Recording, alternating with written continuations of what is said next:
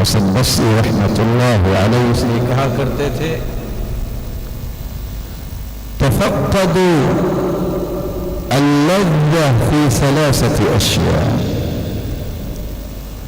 لوگوں تین چیزوں میں لذت کو تلاش کیا کرو، الصلاة، نماز کے اندر لذت کو تلاش کرو، والذکر، اللہ کے ذکر میں لذت کو تلاش کرو، وقراءۃ القرآن، اور قرآن مجید کی تلاوت میں لذت کو تلاش کرو، وإلا اگر تمہیں ان تین چیزوں میں لذت مل جائے، نماز پڑھنے سے خوشی ملے،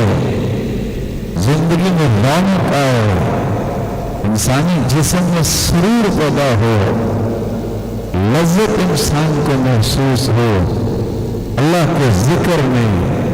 قرآن پڑھنے میں، تو سمجھ لو رب نے تجھے اپنا پیارا بنا لیا ہے اور رحمت کے دروازے تمہارے لیے کھولے ہوئے۔ وَإِلَّا فَاعْلَمُوا أَنَّ بَابَ الرَّحْمَةِ مُقْفَلٌ، اگر تمہیں نماز کے اندر لذت نہیں آتی بلکہ بے چینی ہے، کب نماز ختم ہو میری جان چھوٹو، رب کے ذکر میں لذت نہیں آتی، جان چھڑاتے ہو، بلکہ صبح شام کے اذکار کرنا تو کجا،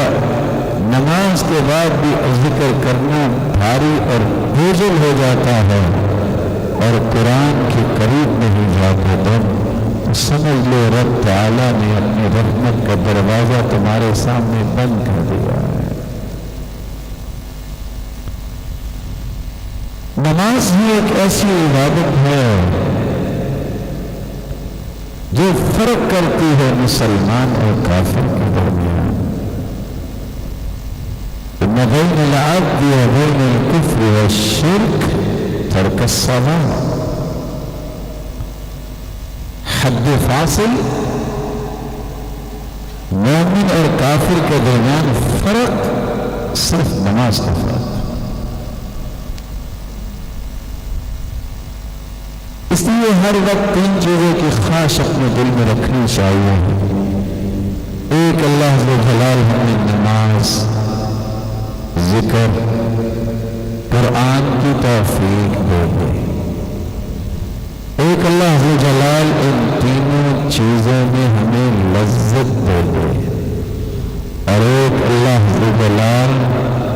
کیے گئے اعمال کی قبولیت کا اعلیٰ معیار دے دے۔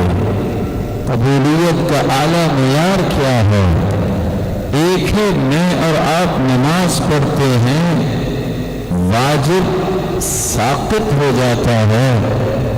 لیکن اجر و ثواب نہیں ملتا، کم از کم عذاب سے بچتے ہیں، عمل قبول ہوا۔ بعض اوقات انسان ایسا خوبصورت عمل کرتا ہے، سوچ کے نماز پڑھتا ہے، اس سے واجب بھی پورا ہوا، عذاب سے بھی انسان بچتا ہے، اجر و ثواب بھی ملتا ہے۔